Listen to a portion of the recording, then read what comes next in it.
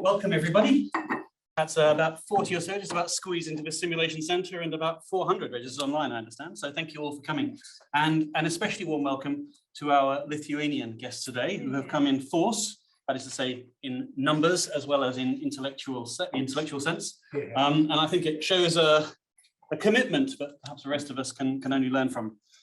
And so therefore, perhaps there's no sister institute or partner I'd rather work with in the Eastern European Studies Centre in Vilnius, whose initiative this was, perhaps partly inspired by Lithuania's hosting of the NATO summit on the 11th and 12th of July this year. And I hope that some of what we discuss today can inform the lead thinking by Lithuania at July's summit. Perhaps today is also slightly inspired, I have to say, by Žygimantas Paviljonis, just opposite me to the left. You know, you may not remember so, but when we met in Italy, November or December, you offered an open challenge to Chatham House to write some sort of paper on what the European security landscape might look like in the event of, heaven forbid, some sort of Russian victory, what we'd all be facing. So challenge accepted, and this is partially an answer, but we need to do that paper. It's certainly it's actually very hard to contemplate, but it's an important challenge nonetheless. And then just days later, you see, when the centre in Vilnius rang me up, unconnected. I think it was unconnected.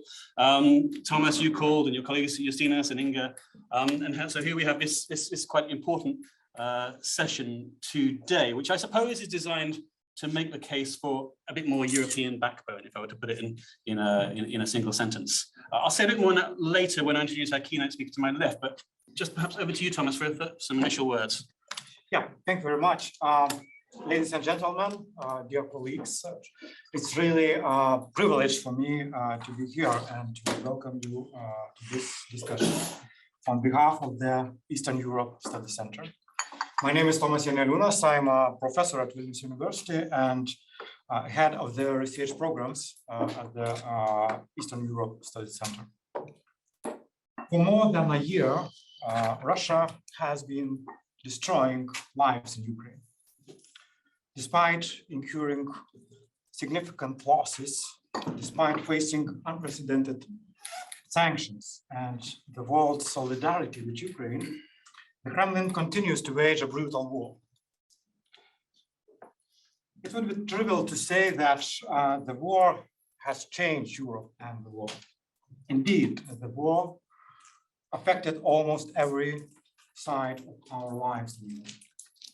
But Europe and the world didn't change enough, I think. We still hesitate on many occasions to accept our responsibility for stopping this destruction of a free country.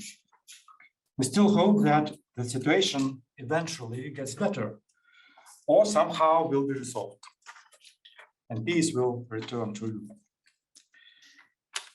It is easy to fall into wishful thinking and assume that Russia is becoming weaker every day.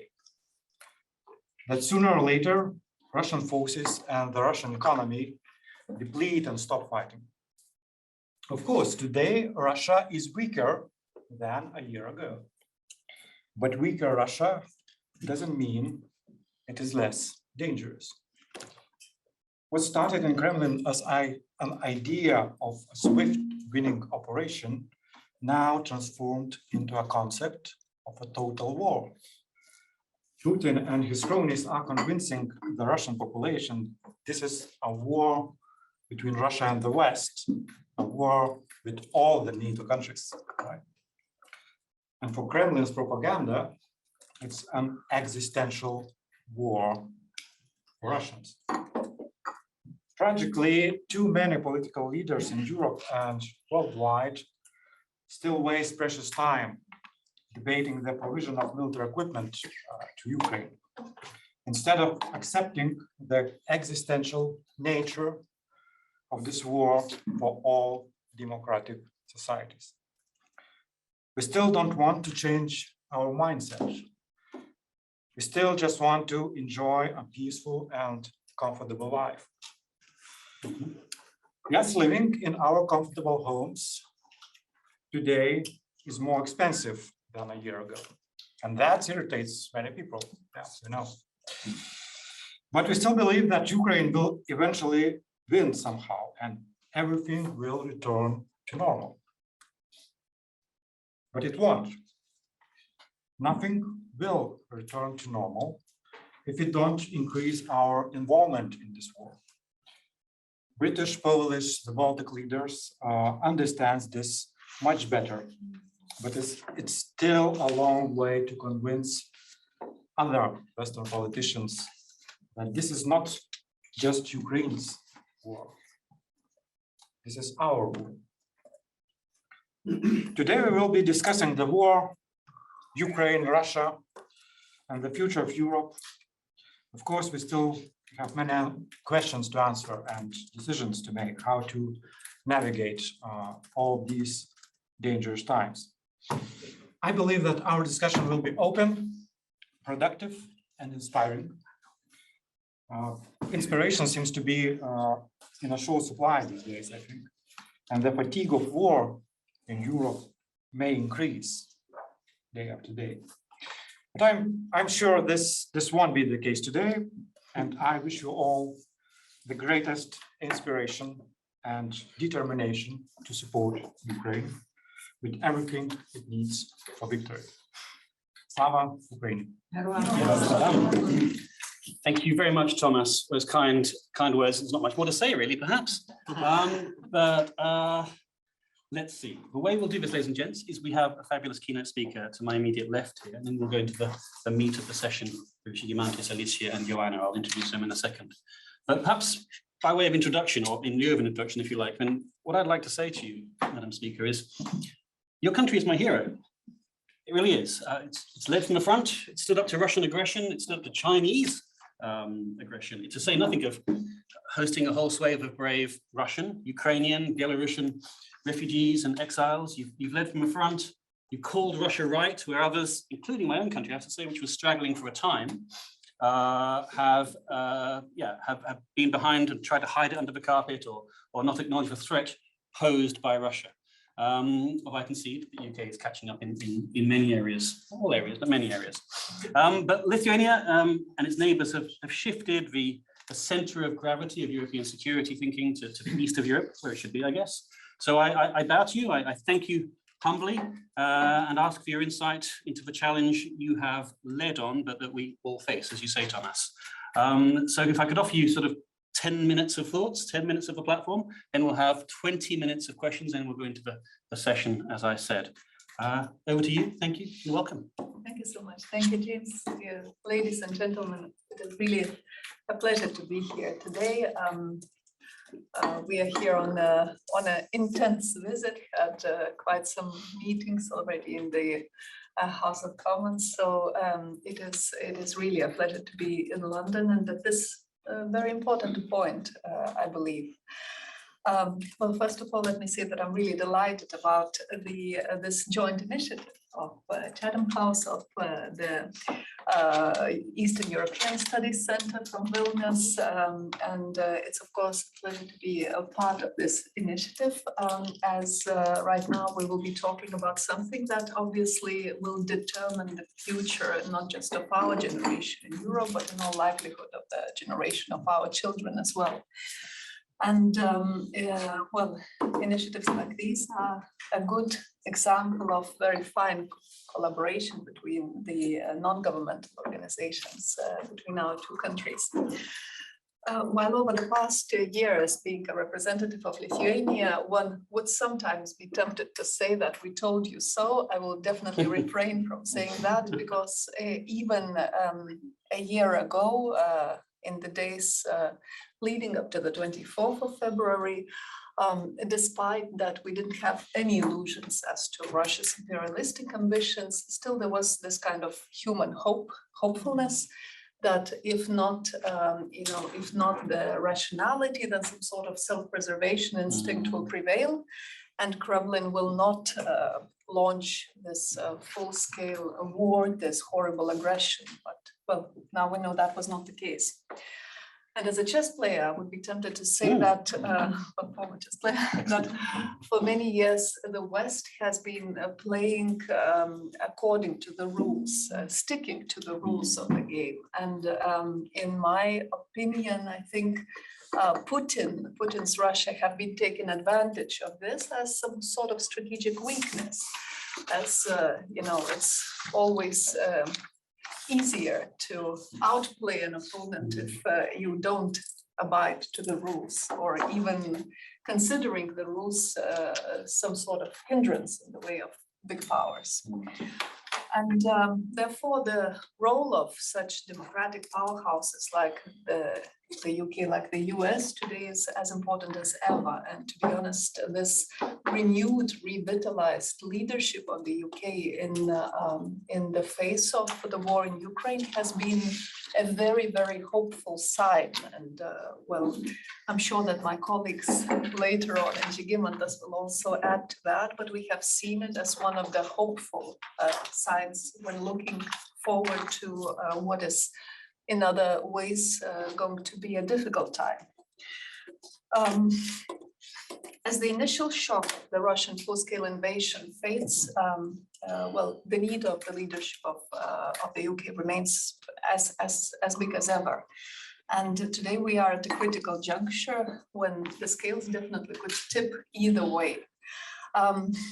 In my remarks, I will try to say as much as possible so that to leave as little as possible to the questions. But of course, basically, the first and foremost, the future will depend on how the terms of the victory of Ukraine play out, you could say. Well, in Lithuania, we have no doubts that Ukraine has to be victorious. Any other outcome is not going to be acceptable, simply because it would just mean a short pause before Russia will relaunch its ambitions and well, move them towards some other countries. And secondly, we have, of course, to have an undiluted understanding of the Russian threat. Putin's latest speech leaves no room for any kind of misunderstanding or doubt that the Russian leadership is prepared for a long-term confrontation with the West, especially given that Russia is joining on with this with other authoritarian states.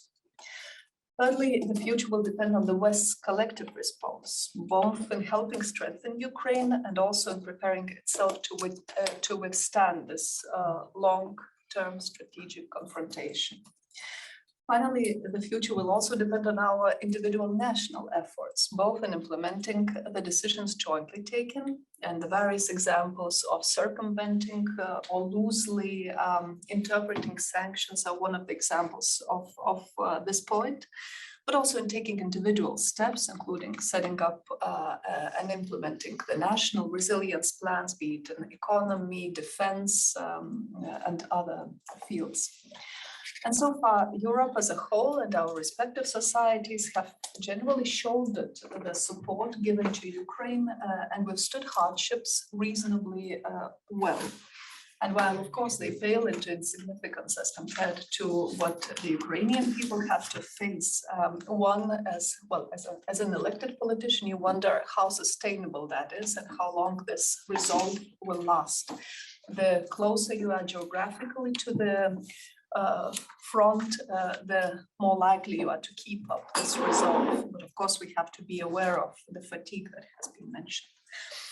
What does it mean in terms of concrete steps of what has to be done? In the short term, of course, the further decisions are needed on supporting Ukraine with modern weapons, including long-range artillery, battle tanks, fighter jets.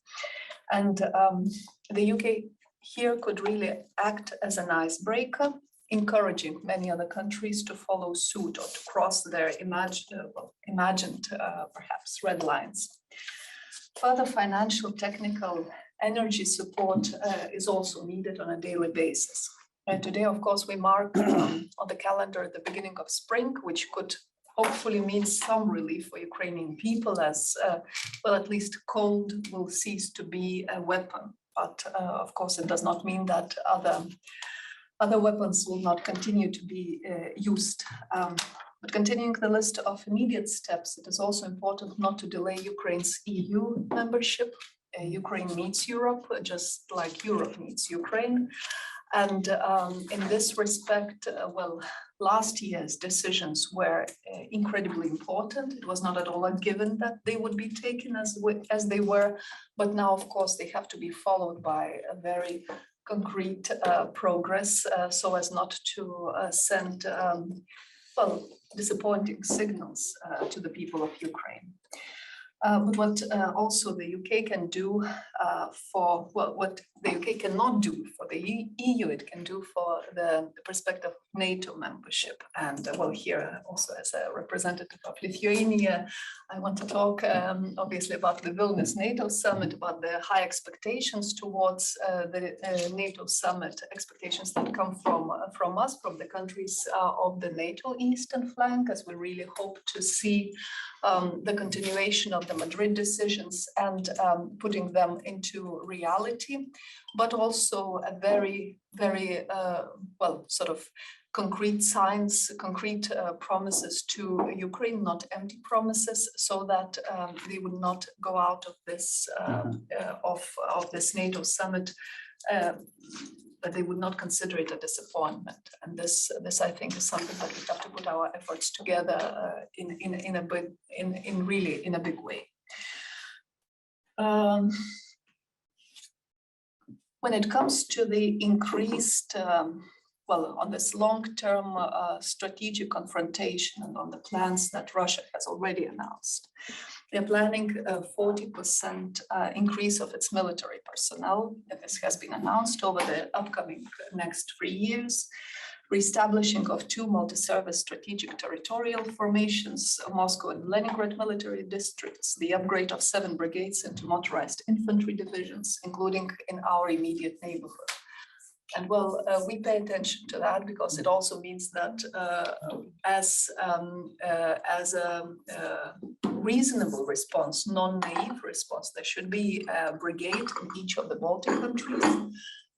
We should take this seriously and not encourage any kind of shadow of doubt that, well, as we like to say, that every inch of NATO territory is as protected as any other.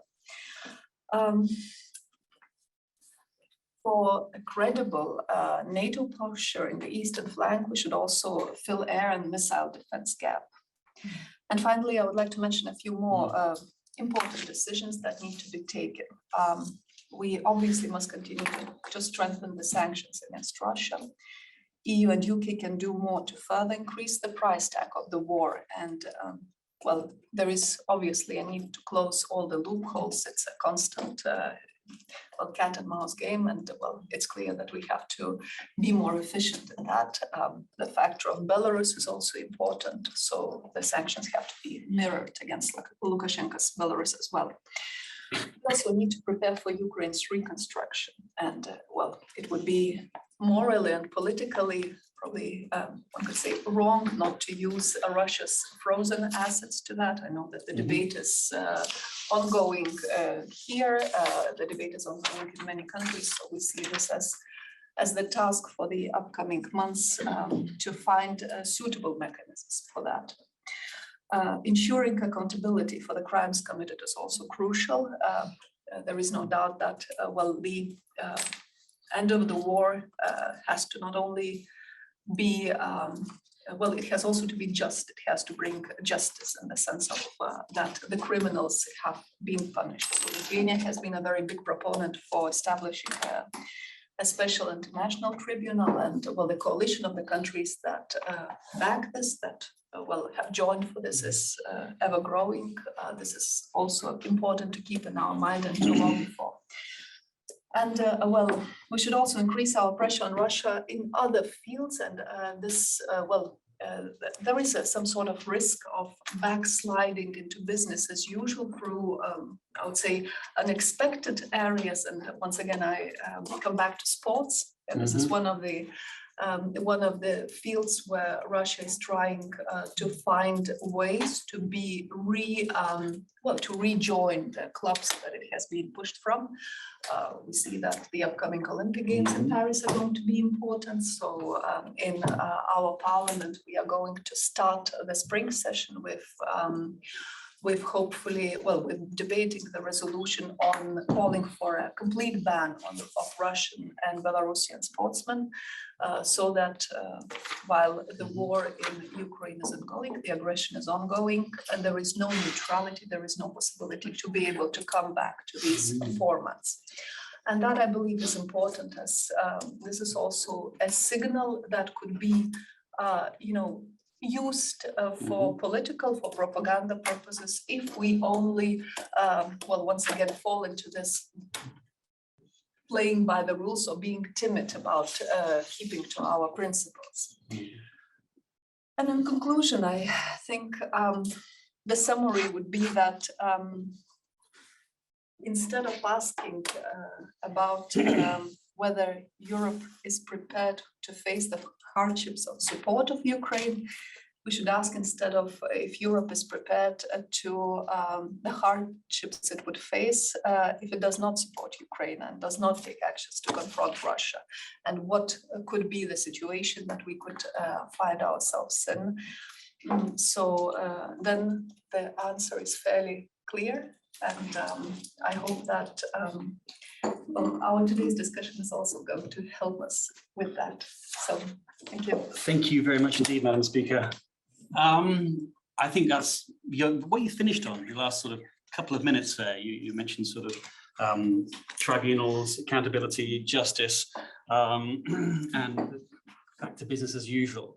It just strikes me as that is what I meant when at the beginning, and I said that it's very important that we have, the West, the wider West, the Western West perhaps, has this has a bit more sort of rigor and backbone, which you possess, born of experience and expertise, which we go a little bit soft on, even now, even after all of this. And because I hear so often in this job, I hear, well, peace before justice, I hear, or maybe Crimea is an exception, or you should let them, you should let Russians into the Olympics, etc., etc. You've got to give them something. Obviously, we go back to the whole off-ramp rubbish.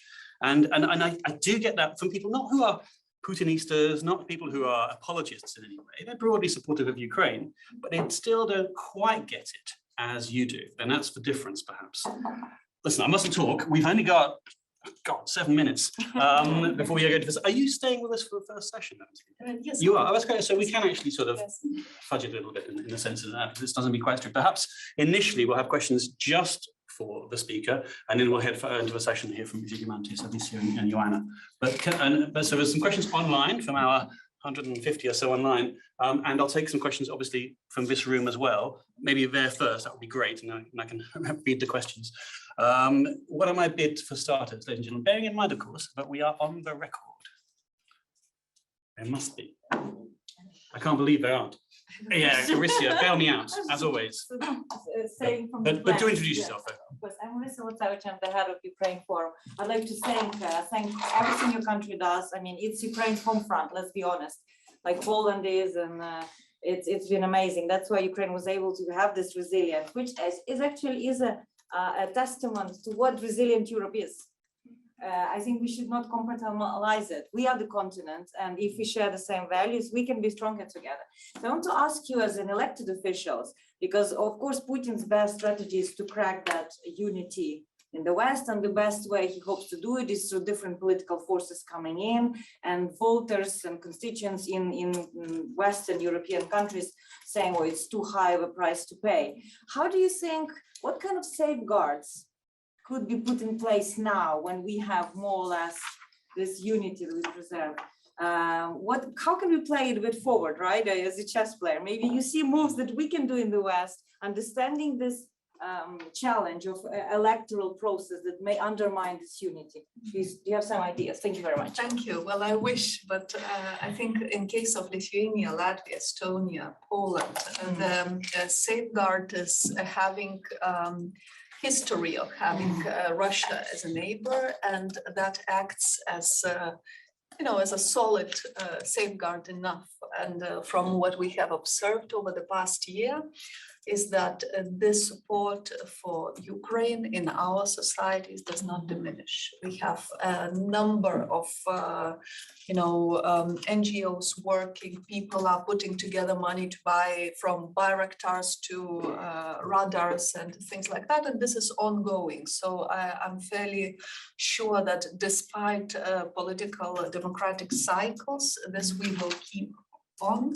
And it has not been complicated bringing across the message that the price of energy and other prices that have fallen on the shoulders of all the society is the price of Putin's war. It's not the price of war in Ukraine. So this is important to point out, but this is quite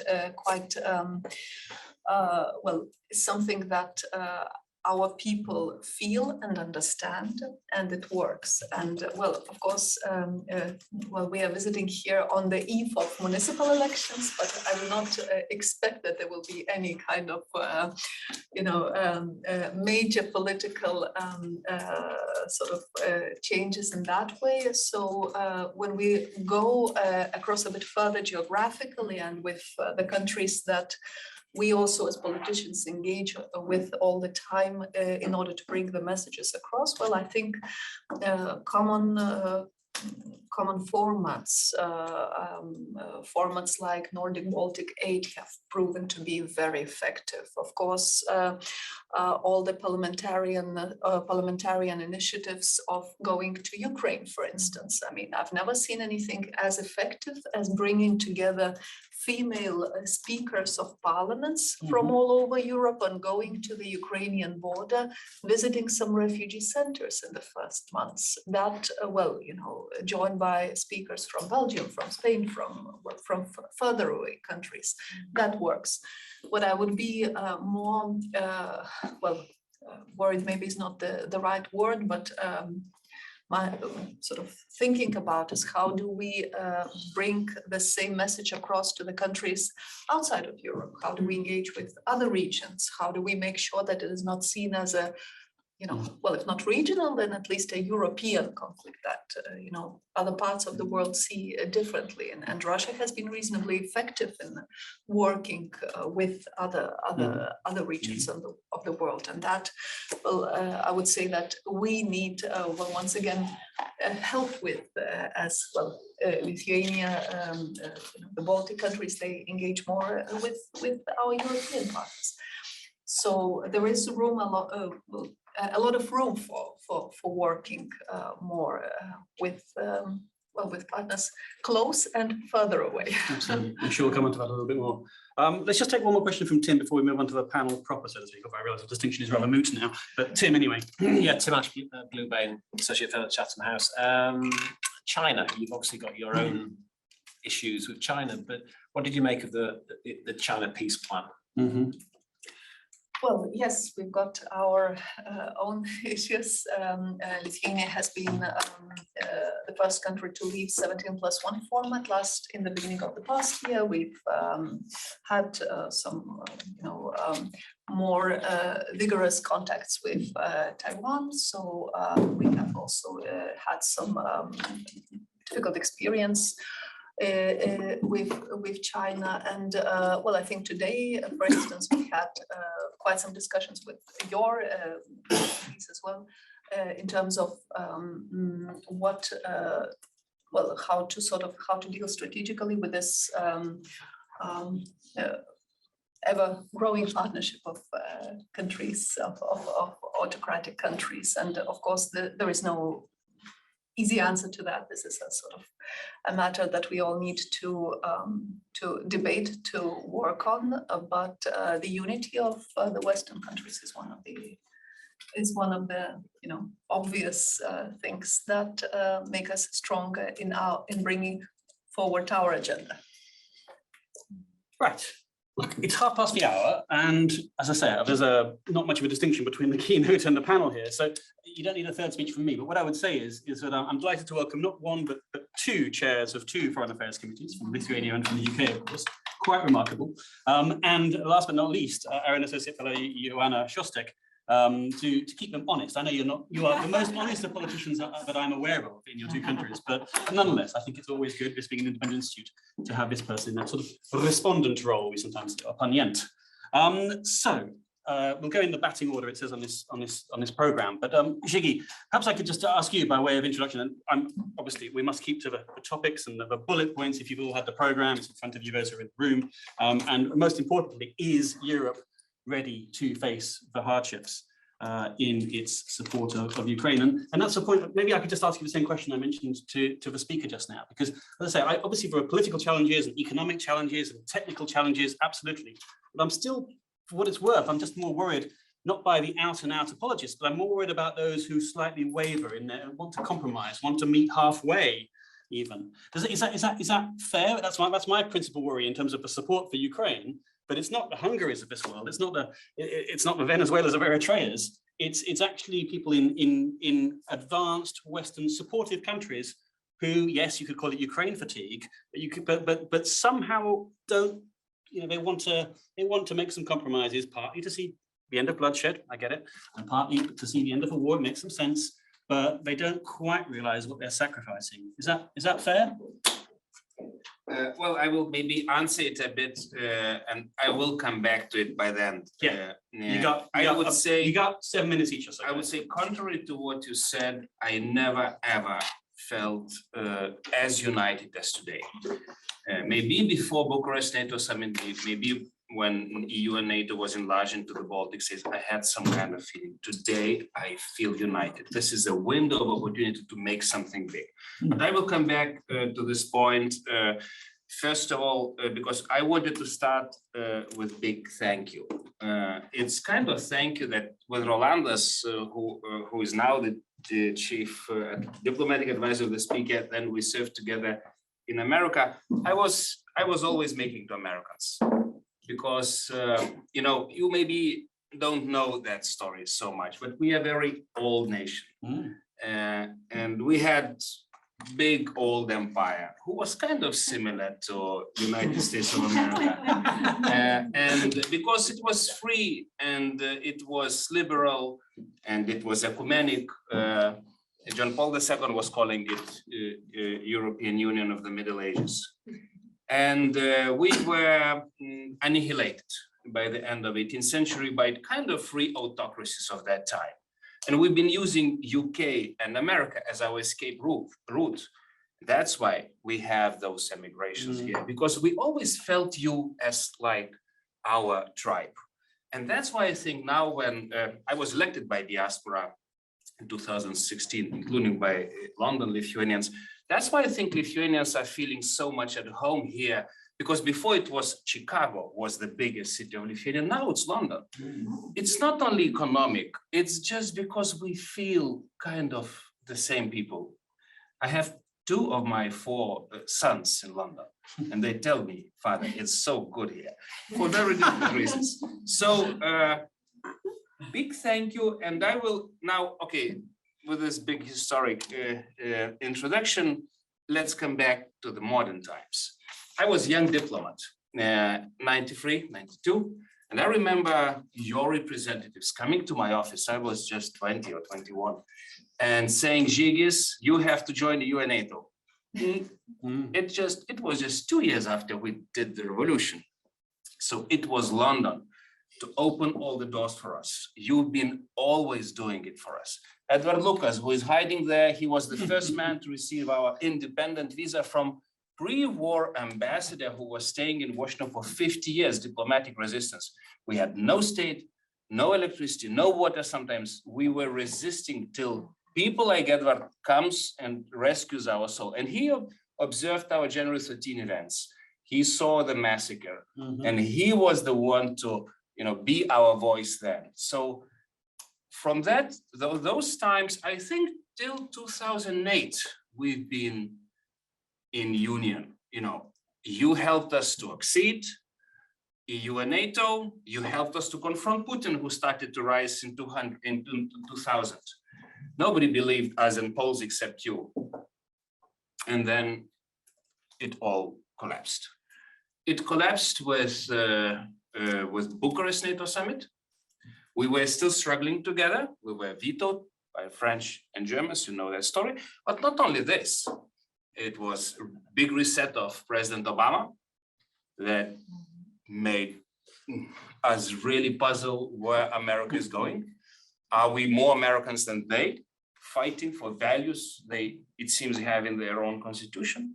But it was also you. You know, I remember coming to London after Russian invasion Georgia, and I said, where are you? I'm standing alone in Brussels. Why don't you defend me? Why don't you see that this is the Munich of 21st century? It was the end of British and American foreign policy. We felt so much alone. And then with the crash of our good friend, President Kaczynski in Smolensk, end of story. We were under attack. For last 15 years, we were under attack, and we're losing and losing and losing countries, territories, people. But now I feel like, you know, good old times back. When I called Alicia, and I never saw her, I just heard something about her. And I said, Alicia, can you come to Kiev with me? She said, yes, of course, let's go. And we just came from Kiev just 2 days ago. And it's like, you know, we had Edward Lucas for some time alone. And now it's like country turning Edward Lucas. The whole country is like this.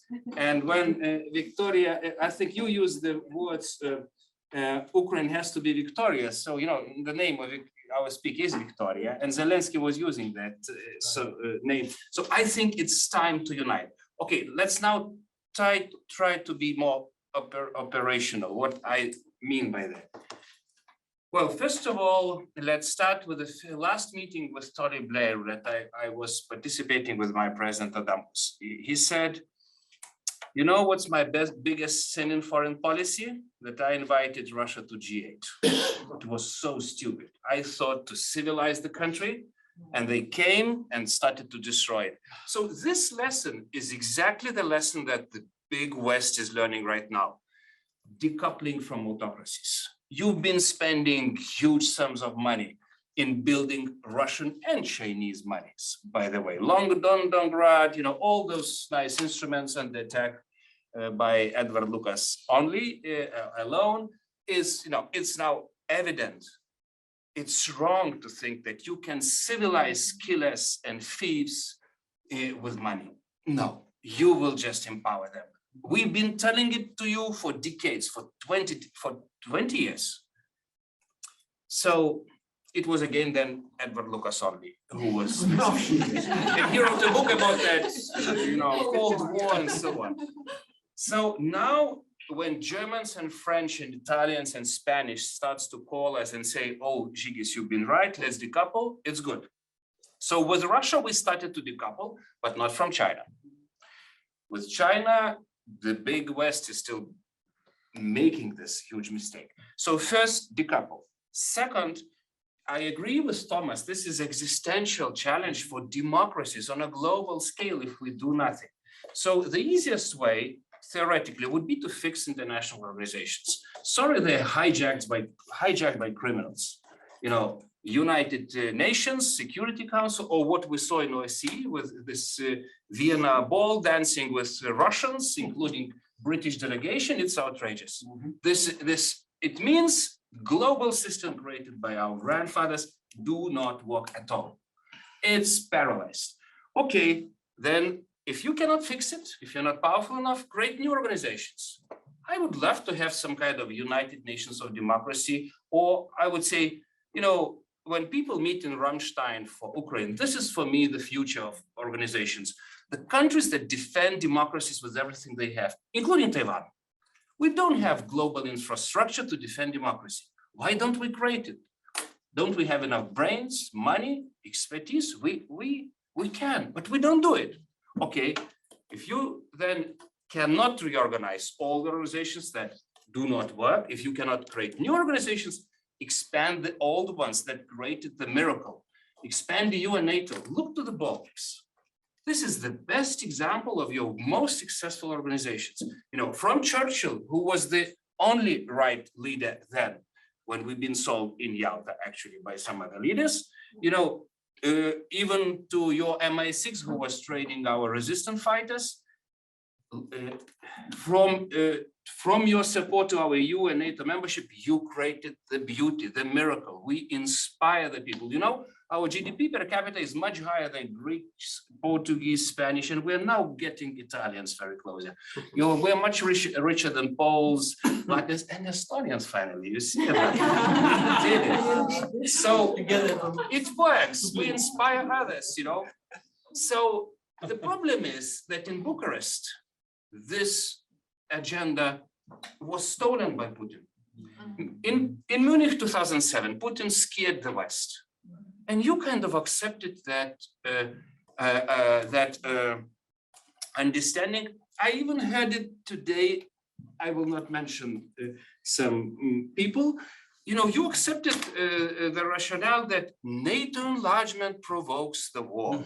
Oh my God, non-enlargement provokes the war, like your former prime minister recently told. But this is what we've been telling for decades. If you do not draw the red line, you signal to Russians, this is a gray zone for grabs. Well, we give weapons, we give money, but honestly, you can take it. This is what the killer understands. It's a prison mentality. He's not so nice and educated like you. He needs clarity, very clear vision.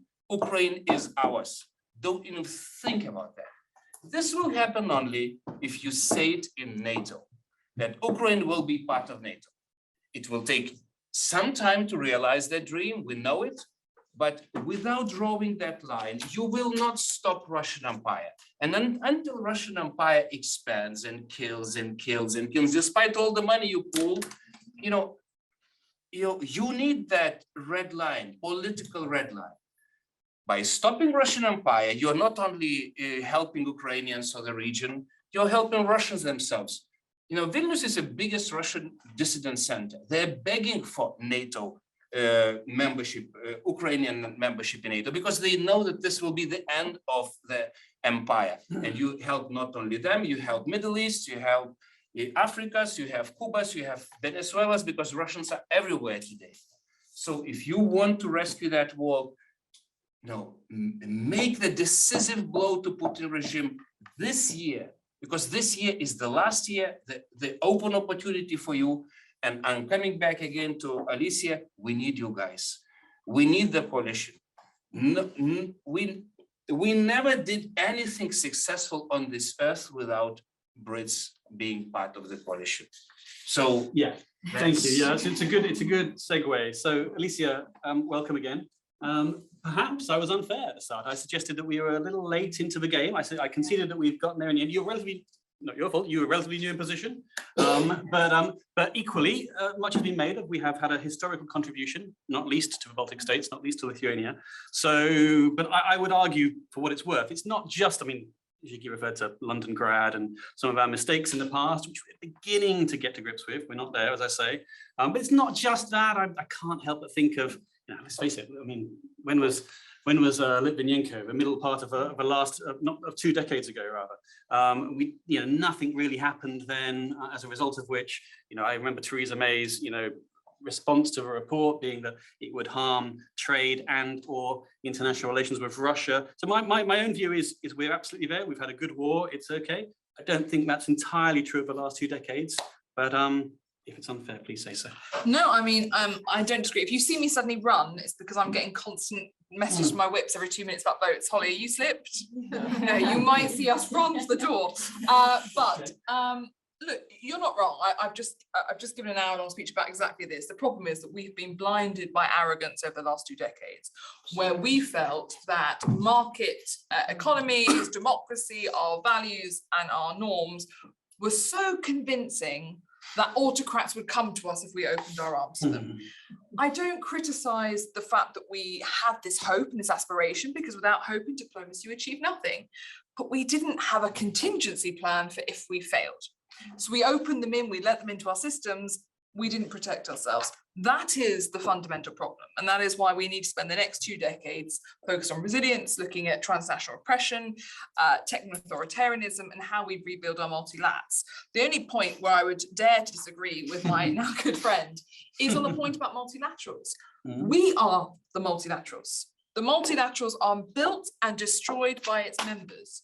So when we say multilaterals fail, and you are saying this, we're saying we have failed. So we need to make sure that they are functioning. But to the question of the choice about is Europe ready to face hardships in support of Ukraine, it's not a choice. We do not have the choice because we have failed time and time again. And I really struggled with the narrative around the 1-year anniversary of Putin's renewed invasion. Because yes, from September before the illegal invasion, it was the UK and US who declassified our intelligence, went around Europe and told everyone that there was going to be renewed illegal invasion. I was in Kyiv 4 weeks before it. And that was exactly the assessment received. How, when, why, it was going to be within 5 weeks, It was all accurate and we were not believed. A mix of arrogance, but also complacency. So I think there's a real challenge here because I struggled with the clap on the back. Aren't we proud that Ukraine is still standing 1 year on? Shouldn't the West be proud? No, because a renewed illegal invasion should never have happened. And then we should have been able to resolve it quicker. I think it's fantastic that Rishi Sunak has announced that we're giving more support to Ukraine in the next 3 months than we did the whole of the last year. But then I ask, well, what were we doing last year that we weren't able to give that much last year? Long-range missiles, again, the UK is going first. We've announced we're giving long-range missiles, we're giving helicopters. These are the first again. But the problem is, which we found when we sat down with Zelensky, is this is now the diplomatic play. Britain gives to bully the others into giving the kit that actually can be used. So for example, Mi-24 Soviet helicopters, which I think we should be shoving lots of British missiles on. Ukrainian pilots know how to fly these. 58 countries are sat on these helicopters that people know how to fly, but instead we're having to give helicopters they don't know how to fly yet, that they've got to go through 1 month's language training in order to be able to even start the training on them. So we have to fight for Ukraine as hard as they are fighting for us. On the question of hardships, I'm not sure that Russia has that much left to throw at us. So in terms of where the hardships are going, I don't think it's going to get easier. And the big problem is the linear expectations of the public, which I'll come back to in a second. But there is also a question about what does victory mean?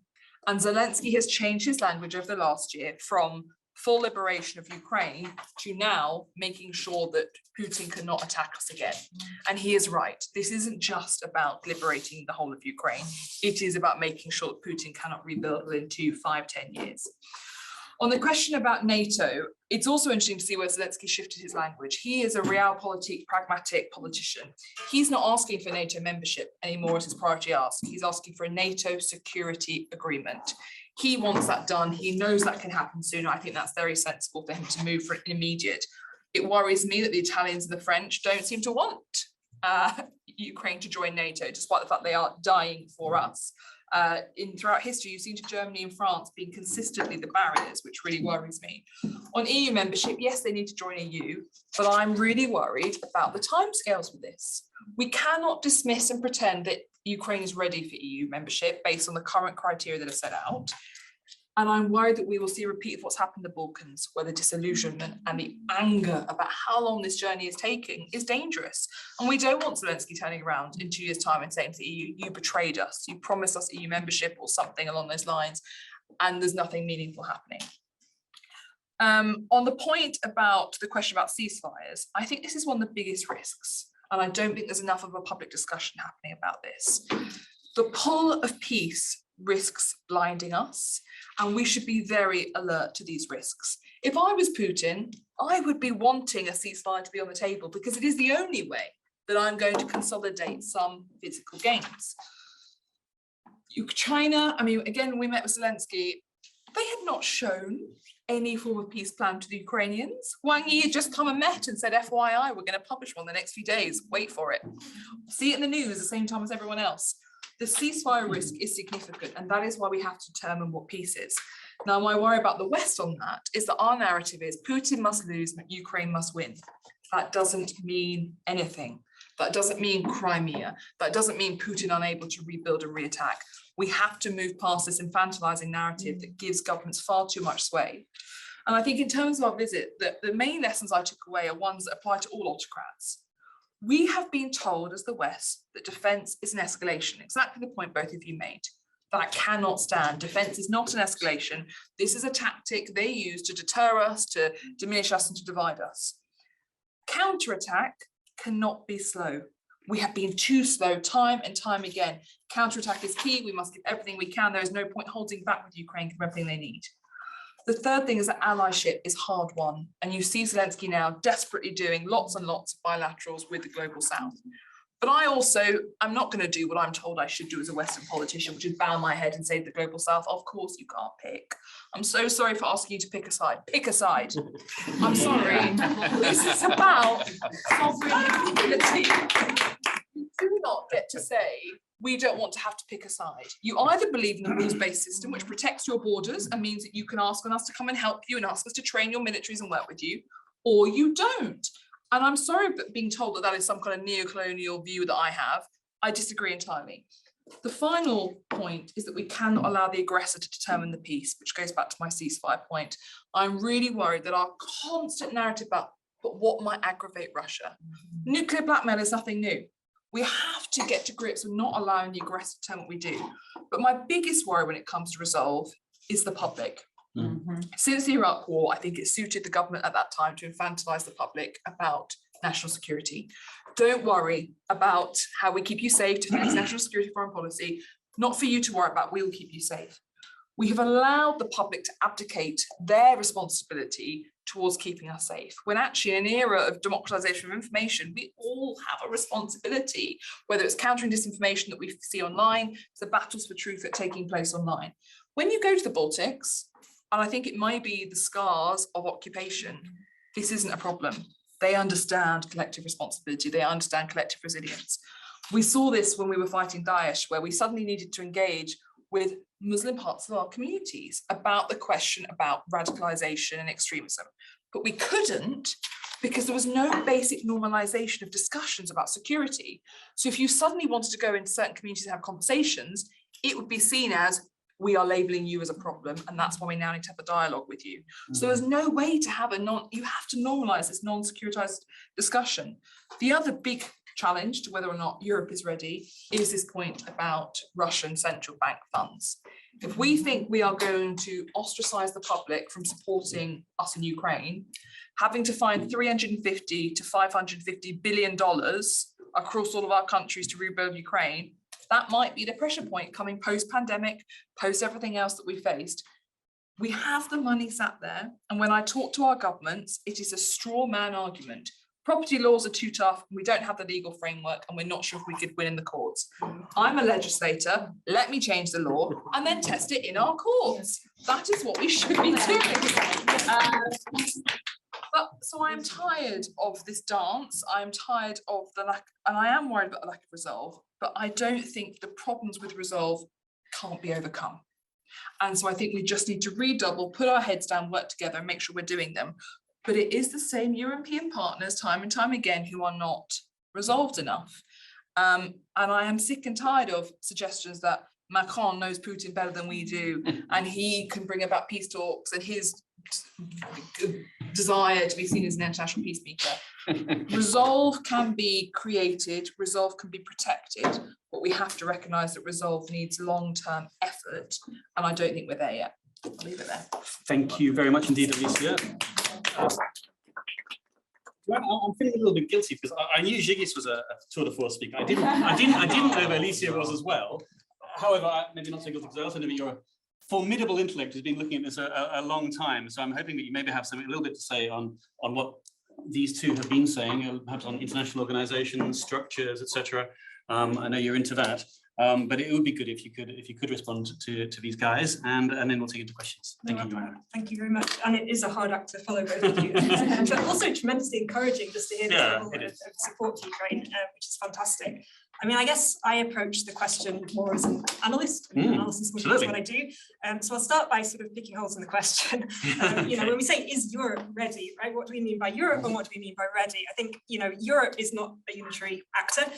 It's a chain. There are weaker links in that chain. There are stronger links in that chain. I think you've both sort of touched on that a little bit. What do we mean by ready? There is, on the one hand, sort of political willingness to provide support, which is vitally important, and that's what I'll focus on mainly. There is also a capacity question, which I'm not qualified to talk about, but which is also crucial, right? The sort of industrial capacity to provide support, and I think that is something that I hope legislators, politicians, decision makers have their eye on that as well. I mean, I think, you know, looking back over the past year, we can say that, you know, support has perhaps been stronger than we might have anticipated at this time last year, which, you know, thank God for that, because yeah, I mean, there were all sorts of concerns about winter, about, you know, would the European economy make it through? Will be sort of freezing to death, as a sort of Putin sort of has his dreams about. And, you know, here we are in March and the European economy is still functioning. Yes, we have inflation. Yes, we have sort of high energy bills, but we can cope, and I think we will keep coping.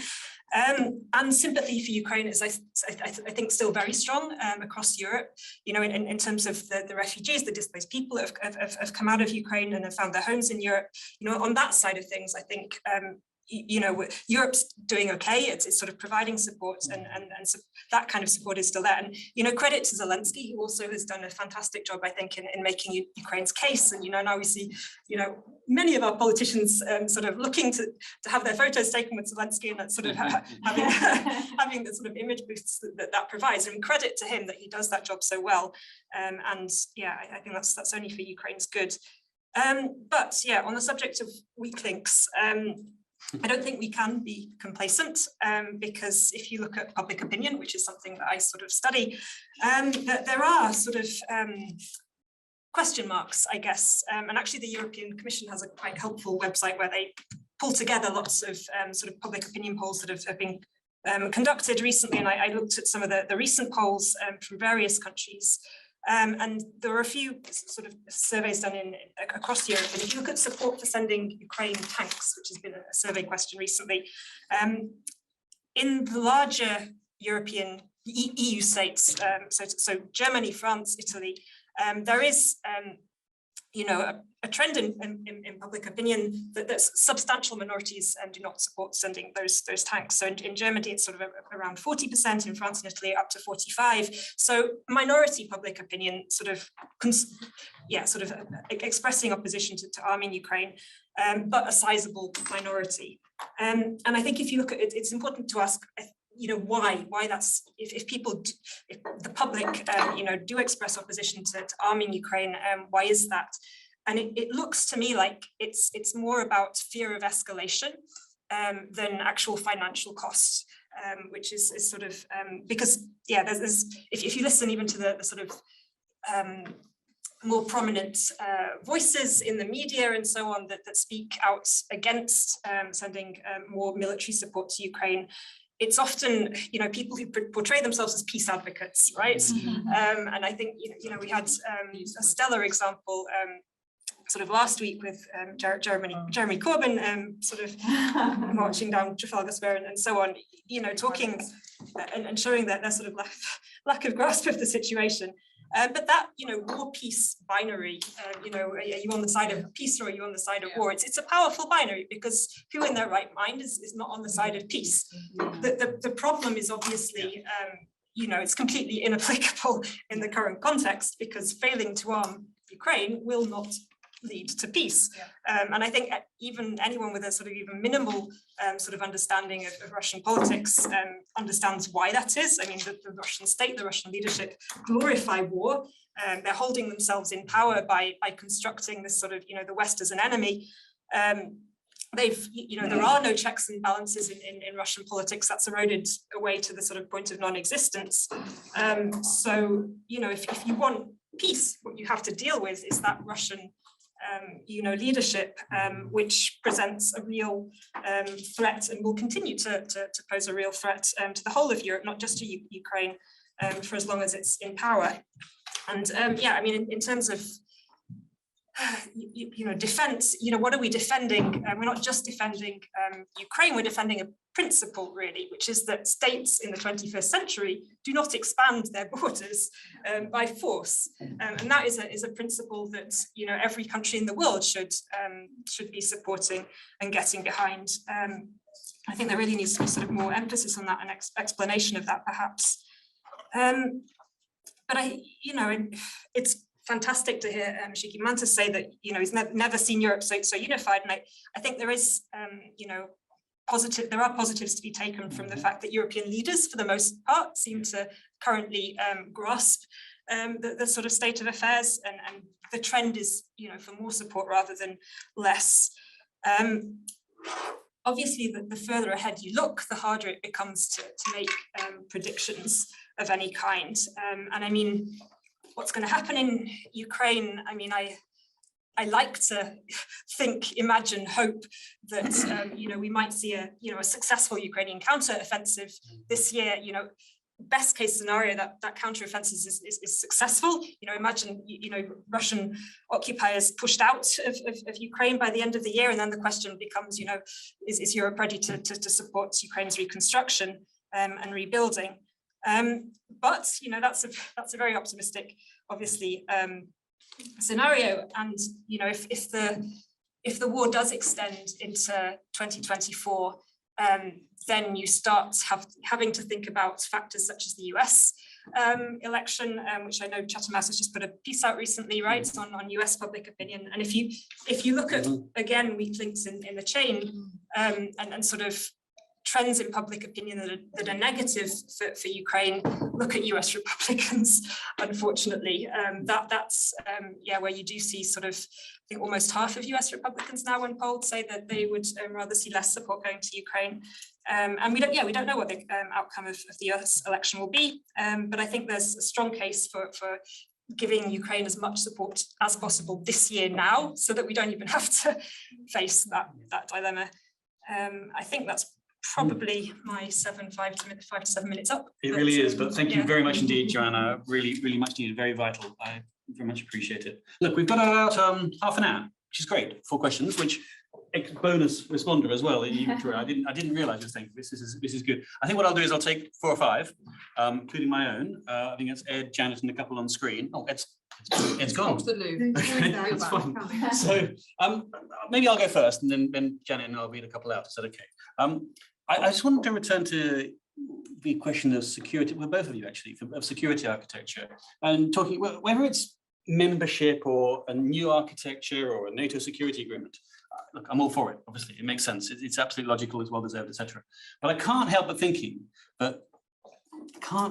think that such is Vladimir Putin's obsession with Ukraine. It's something quite particular. I'm not suggesting that other countries are safe, and I'll come to that as well in a second. But that it doesn't mean much unless Russia is prevented from being able to put its armed forces from such use. So it goes back to your question, your point about, you know, not infantilizing the point about what does a Western victory and a Russian defeat mean. But actually, it does mean something, because a piece of paper isn't going to be enough. We've seen it time and time again.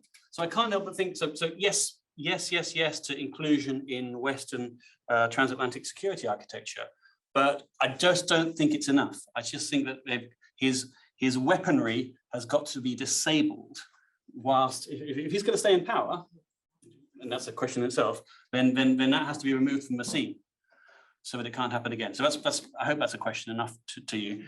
I'll take Janet and then maybe not Ed then. Janet then. Thank you. Janet Gunn, I was a Foreign Office analyst of your whole region, the former Soviet Union, afterwards the Baltic states, and I had a lot of excellent visits to Baltic states, and I have huge respect for Lithuania's strong stance. I'd like to just pick up a little bit on something Joanna was talking about, which is convincing the public, keeping the public on board. I don't think we've seen in Britain any protests against support for Ukraine, which have been seen in some other countries. Yeah. But while we have politicians in the room, I would like to say that as far as I see it, our messaging is not coming across strongly enough. And it's not about infantilizing the public and assuming they don't understand, because I think a lot of people here do understand how fundamental this threat is. Well, I just said that's not the point I'm making. I'm saying the public can understand and will. The politicians are infantilizing them.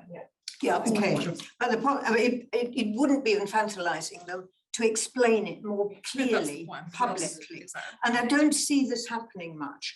But for example, you know, negotiating or not negotiating.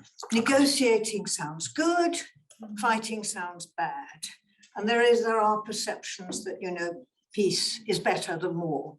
So negotiations about what?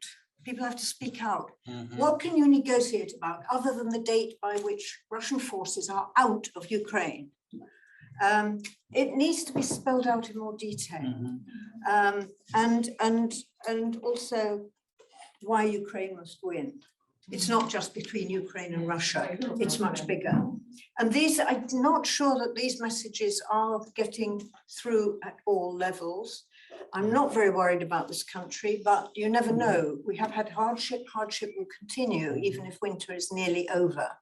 Energy prices are going to go up again. And we can't take for granted. We can't take for granted that the public will stay on board. I'm keeping a note of the questions, so you don't have to answer every single one. I'm going to read a couple from the screen and a couple are specifically to you, Victoria and Jugis, because they are specifically Lithuanian. I know I'll do a second round as well. I can't get everyone in the first round, but I will come to you. Either of you. Alicia will be leaving, so. That's fine. Can I? preferably When have you got to leave?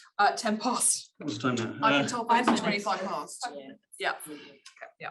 Fine. I'm still So going to read. I'm going to read worst that. comes to worst, there's understand. one from each party. So it's Yeah, okay, but just, that's fine, and then, but I want you to hear the question and you can come. So, how do Russian-speaking Lithuanians understand this situation? That's question one from Dave Merritt. Second from Charles Cooper. Do you envisage a scenario in which Putin, perhaps in an act of desperation, launches a military move to reclaim territories in the Baltics, but it claims as Russia's patrimony? So could you answer those two questions as well? But we'll come to Alicia first, absolutely, and maybe Joanna as well. But do you want to take on perhaps Janet's question just then about? Yeah, I mean, I'd say that that's exactly the point I was clearly not landing in my speech, which is that I think the language doesn't work. We can't just keep saying Putin must lose, Ukraine must win. We just have to stop him vandalizing the public and have a proper discussion. It's a bit like when you talk about sanctioning, prescribing the IRGC. That sounds lovely from the front, but you have to actually talk about the meaningful repercussions of doing it and the fact that it doesn't actually mean anything. It's just a political jaunt. So I agree entirely. And on the point about Putin's weaponry being decimated, yes. And this is the problem. So the current estimation is that it would only take 2 to 3 years for Putin to rebuild his machinery, his production capability to be able to do what he needs to do. That is unacceptable to us, and we have to make sure that we stop that from being possible now. But as a politician, this is the point where I do have to be careful, because Western politicians can't talk about regime change, I think, in the UK. I think that is a history that is very difficult for us. But I also think the point you made about public polling, I think it's interesting that Italy and America are particularly concerning to us. And that's because of the legacy of the politicians they've had over the last 5 years. Forza, Trump, who undermined NATO, and that has lasted and that has embedded within their countries. And so we do have to work with them and talk to them about how they overcome those narratives. Because I don't believe that the majority of the Italian people and Italian politicians don't believe that NATO membership is the right thing, but they have been undermined within their own systems by their own leadership. So we have to work out how we overcome that. But I would never dare talk about the Baltics and advise on that. I'll come back, right, thanks. So I'm just going to respond to one point from you and then I'll come to Jigis and Victoria. So on regime change, of course, because I don't have to be a politician. So I'll talk about most things, but look, of course, the West should not be doing regime change. Okay, that's toxic. It's bad for all sorts of reasons. But what you do want is a change of regime via policy. Okay, and that is a different thing because we don't want that person in power. I'm not suggesting whoever comes next is going to be better or worse, but you do still want to. There's a subtle difference in the language there. Jigis and Victoria, whoever wants to go first, please. How do Russian speakers see the situation, right? Well, I would say that in Lithuania, the main point I'd like to make is that there is no sizable opposition to support of Ukraine. So, while, as opposed to Latvia and Estonia, we have a much smaller Russian speaker community in Lithuania that is reasonably well integrated. And I would say that from the first days of the full-scale invasion, quite some politicians, including myself, we made an effort to make sure that Russian speakers in Lithuania felt that they are not discriminated against or being made guilty through association for Putin's war, for having Russian names or surnames. This is an important point. That is not to say that, well, of course, there could be some tensions, and that is only natural. But I would say that we do not have a visible problem with that. And I hope that will continue to be the case. Sorry, apologies. Thank you, Alicia. No, no, thank you, Alicia. 3 rounds of applause for one speaker.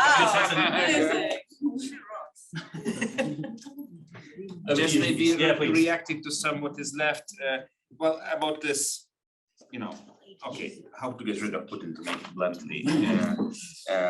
You know, I have a feeling, and this is based on my 30 years of experience, this is not so much about the weapons. Of course, our weapons are much better.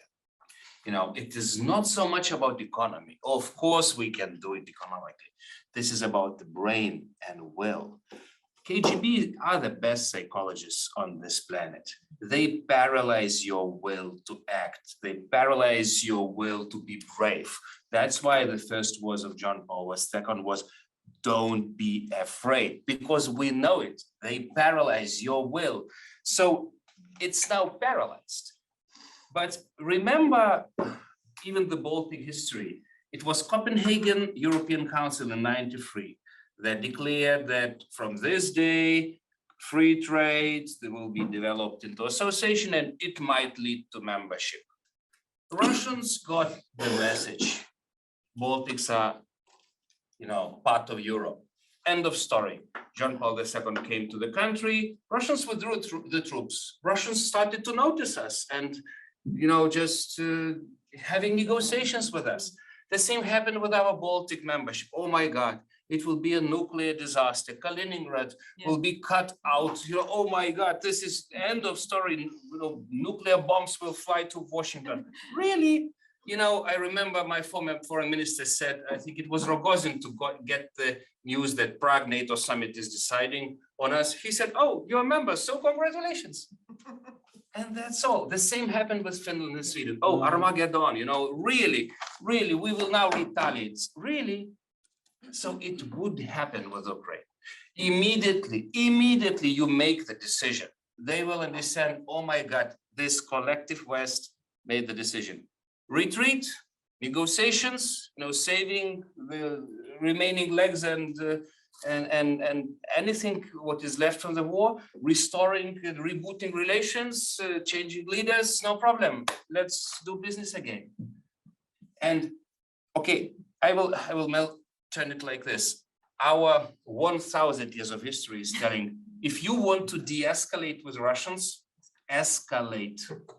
Because, okay, to make it very blunt, if you have a neighbor who is, sorry, rapist, drug addict, criminal, serial killer, if he tells you, if you build a fence, I will kill you.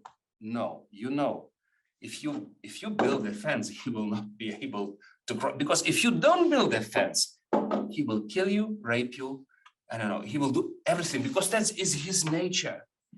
Our knights were, you know, knew it for centuries. Russia never draw borders for themselves. Us, we always drew those borders. So make it work. Make that red line. Having no red line, it's an invitation to kill. It's a okay. It's a prison mentality. You saw a lot of movies about prison. If you go weak, if you show all the weakness and kneel, it will escalate to your annihilation. If you punch him, oh, he starts to respect you. That's the mentality of the, you know, the main problem of the West, that you treated Russians like, okay, regime, this mafia regime in Moscow, like civilized. A huge mistake. So I'm gonna push you on it though. Okay, because okay, I don't disagree with what you're saying as such. Don't dare. But I'm not sure that defense is enough. That's what I'm trying to say. Was trying to say to Alicia, because ultimately, as with the Star Wars defense system, some missiles are always going to get through. If you build up your defenses, you have your fence. Then I can't help but think at some point it's going to be penetrated by a couple of Russian agents looking to put a chemical in Salisbury or something like that. So I sort of agree, but I also can't help but think that actually you need to disable not just the physical capabilities, but the mentality of your opposition, because defense is sometimes going to be penetrated. No? Okay, another last example. When Lithuania joined NATO, you know what happened?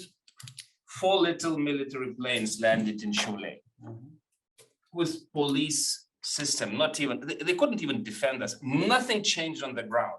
We were just called NATO, but this is end of story. You know why? Because in Russian psychology, even if this is one American, they are heavily afraid of Americans. I don't know about the Brits, but about Americans for sure. Because Americans are part of NATO. If NATO says Lithuania is NATO, it means, oh, it will hurt American interests and we die. This is easy. Do it with Ukraine. Ukrainians are 1,000 times more powerful than Lithuania today. They are much more NATO than Lithuania today, honestly, with all the weapons and technologies and fighting skills they have. They just need naming them NATO, and the war will end at the moment you do it. Right. We've got 15 minutes. I'm going to take another round, at least one more round, maybe more. Sir, and then Annette. Yes, Richard Rose, I have a bit of evidence to throw in to your question about the need for public support. I did a survey in 8 countries, including Britain, to Poland and Germany, with suburban group I'm associated with.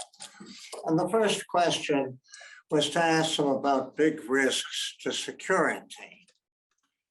And 49% on average thought that military threats were a big risk.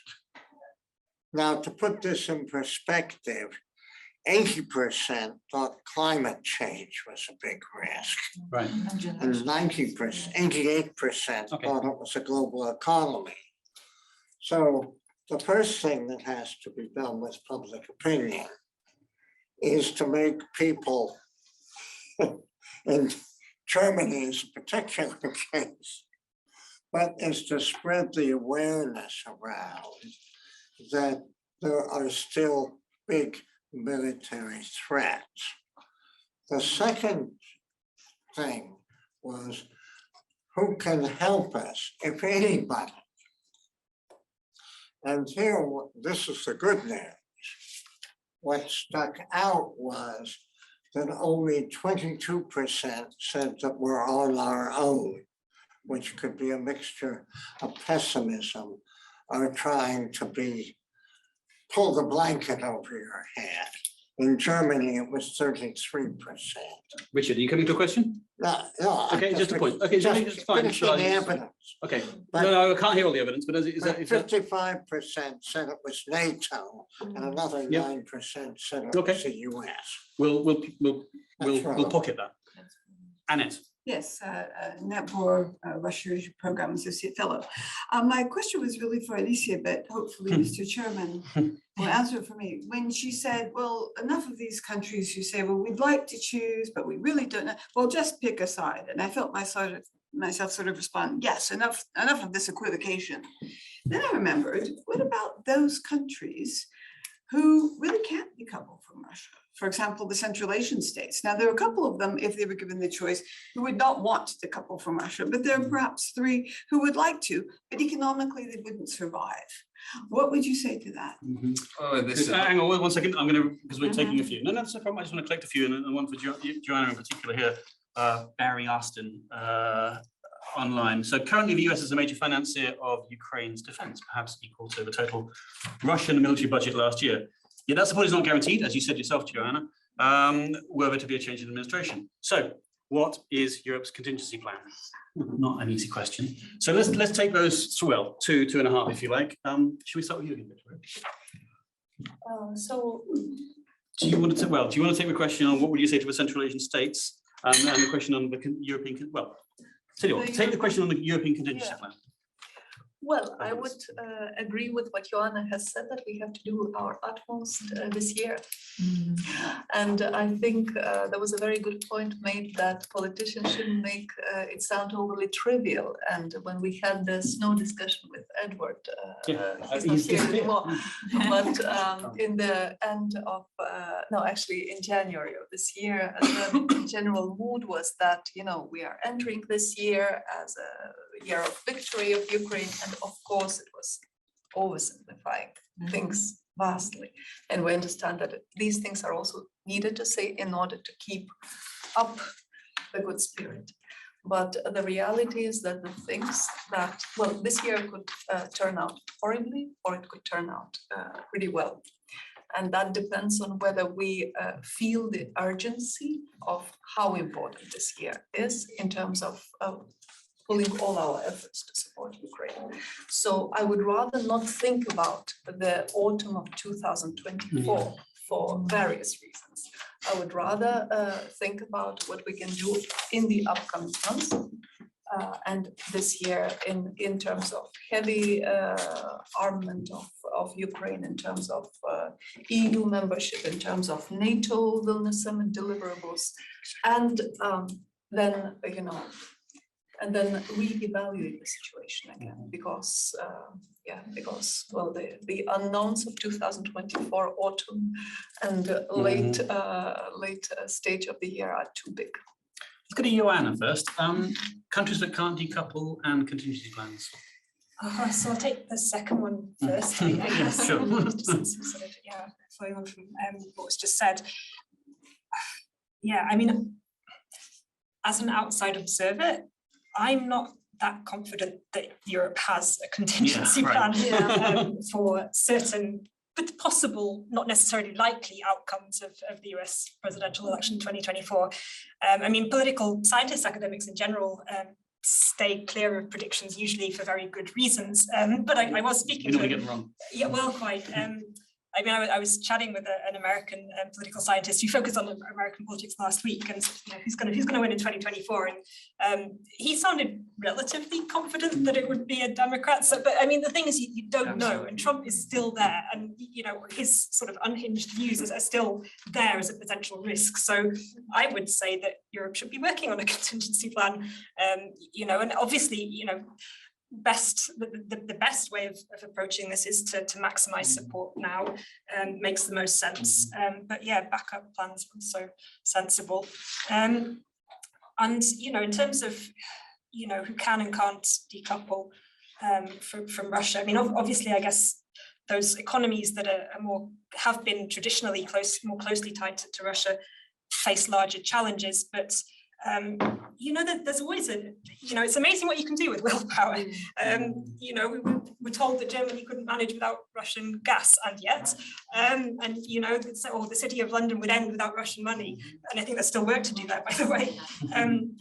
But you know, with sufficient willpower and sufficient support, you know, it's amazing what can be achieved. Absolutely. I suppose one second, I'll come back to you, Russia. So, Shigisa, I suppose the answer in some ways, you've already answered the question about a contingency plan, because the answer, I presume, is the new architecture you were talking about, I would imagine.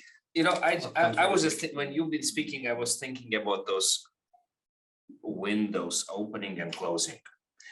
You know, when the window for us was finally open, because we've been shouting like Ukrainians and knocking to your doors for more than a decade. Twin Towers event in New York. When it failed, and we joined the coalition in Iraq, when Bush wanted us in, finally he was the last president to make us in. And it was more or less closed when we exceeded 2004, because then already Putin was on the rise, and you know, little by little he took all those windows and closed. Now, I would say the window was opened by Biden administration, by Biden himself, and the stupid Putin who attacked Ukraine in this way. But I think, yes, it is closing. Again, 2 years, and then again, 2 decades of windows closed. This is our last chance to do something. So just because I know that this could be my last little intervention, no, build a coalition. You know who rescued our souls then? Wise people like you, late Ron Asmus, Dan Fried, who created, I think it was called US Committee on NATO Enlargement and so on, you know, with a lot of guys from here, from there. Wise people made a coalition. Administration didn't want us in the beginning. In the beginning, it was the wise people who built the coalition on the Hill. In the beginning, we had just 6 congressmen. At the final stage, it was 99 senators out of 100 voted for our membership, and administration was the last to agree. Please build it, help us build. Together with Alicia, we're building it. Last time in Kiev, 3 days, 4 days, 6 days ago, we've been with 14 chairs. We've been Okay, we've been with Italian and Portuguese socialists. Can you imagine? Hispanic as well. We've been with French, and I saw the body language of Alicia in French. With Germans. It was nice and wonderful. And we drafted a resolution on necessity to get Ukraine into membership. They changed 2 sentences, no, 2 words actually. And I saw that this is a miracle. Grab the moment, build a coalition. Because if we do not do it, end of story, next year. Thank you. We'll take 2 more. I'm going to come to you, absolutely. So we'll take 2 more questions. One from, okay, it's fine. Okay, 1 more question, and then sorry? Decoupling. Yeah, on the couple, look, I can. I remember I was young, 220. I remember Gorbachev coming to us and saying, Lithuanians, don't do it, please, don't decouple. You will, we will trash you. Your economy will go to ruins. We were then 99% dependent on Russia. And we said something what Ukrainians said to this Russian ship. And now, we are 4 or 5 times richer. We are happy, and look to the Russians. So that's what will happen with all those dependent countries.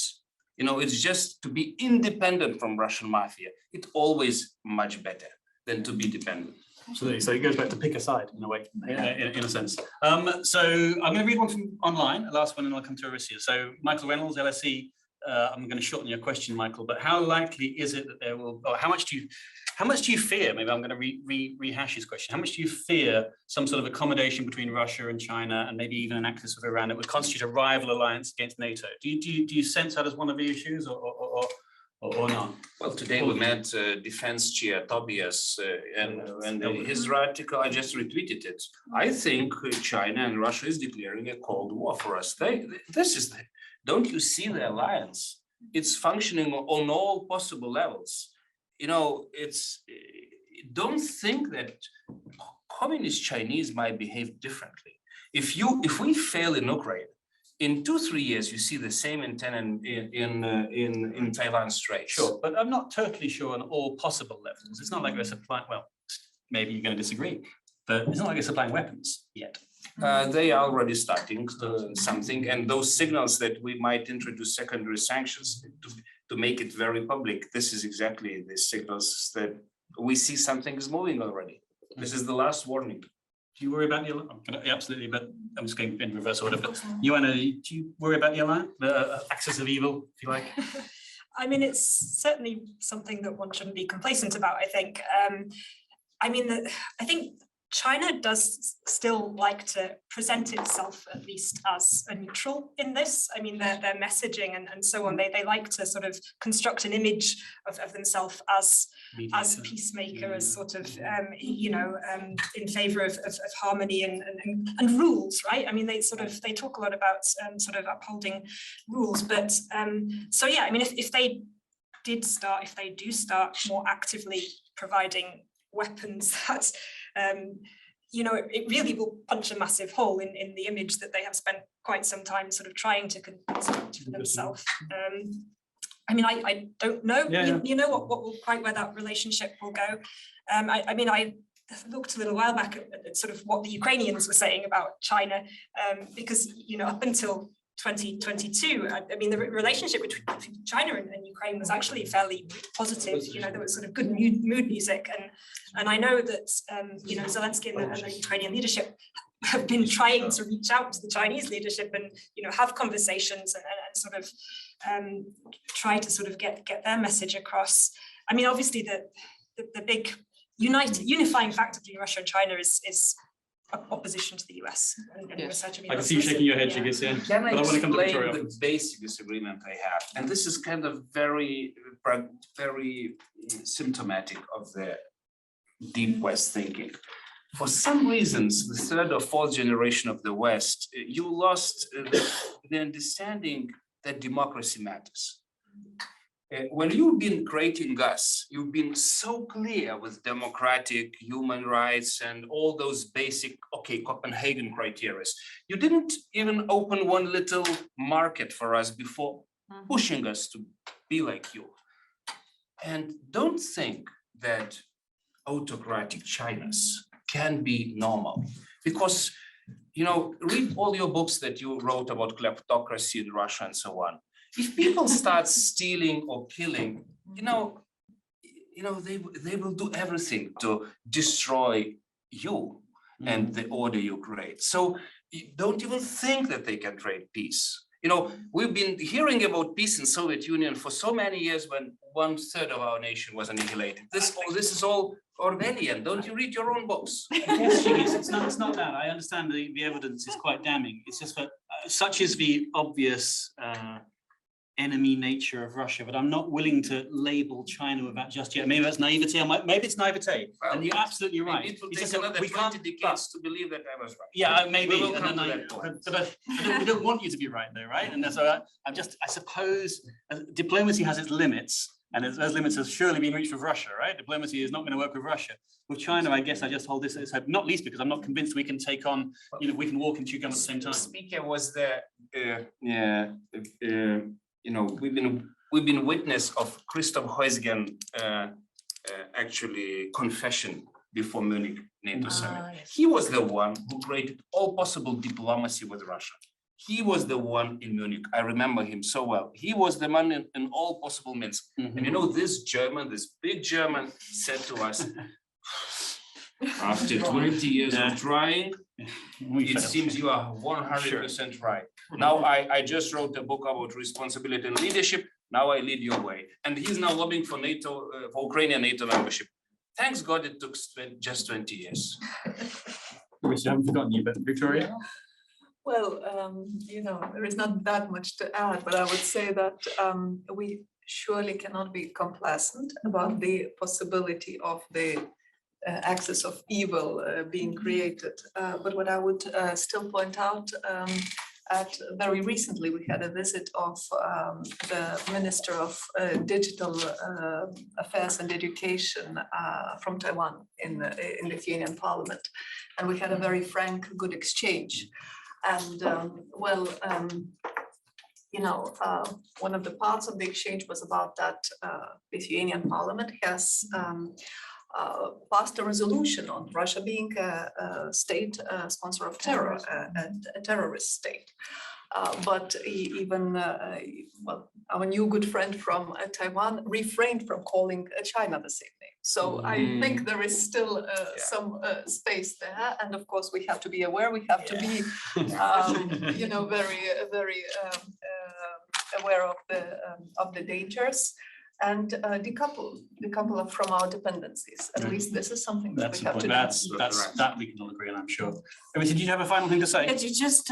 I wanted to maybe ask Madam Speaker whether it would be realistic to think about as one of the contingency planning is actually joint military production between Ukraine and Eastern Europeans, where we could, because I think, if Western, especially US consistent support is a bit, risky, then shouldn't we build military infrastructure and production today to prepare for that point in the future where, if there's a change of power and limited assistance, kind of lend-lease that is also European funded, not just US funded, because right now it's Europe has to provide lend-lease to Ukraine, not just Americans. Well, very much so. Trouble is it takes time. So, we're talking about this year being a crucial year. So, of course, these things have to be done, but there's more to that. I mean, diplomatic, political, military effort has to be military industry. Yeah, but these things are happening to an extent, and they will continue to happen in the future. That's good. Thank you. Ladies and gentlemen, we draw it to a close there. Take some coffee. But I'd just like to thank our Lithuanian guests, our Lithuanian heroes. Oh, Ed, you coming right at the end. Any other question? You're too late. I'm sorry. You're speaking in the next session. But again, Zhigi, Silisia, and Absentia, Joanna, not least, and Victoria Shmilicia-Nielsen, thank you very much. Very dynamic session, I must say. Very impressive indeed. And I think you have delivered that backbone message that perhaps so many of us really need to hear. Thank you very much indeed. Thank you.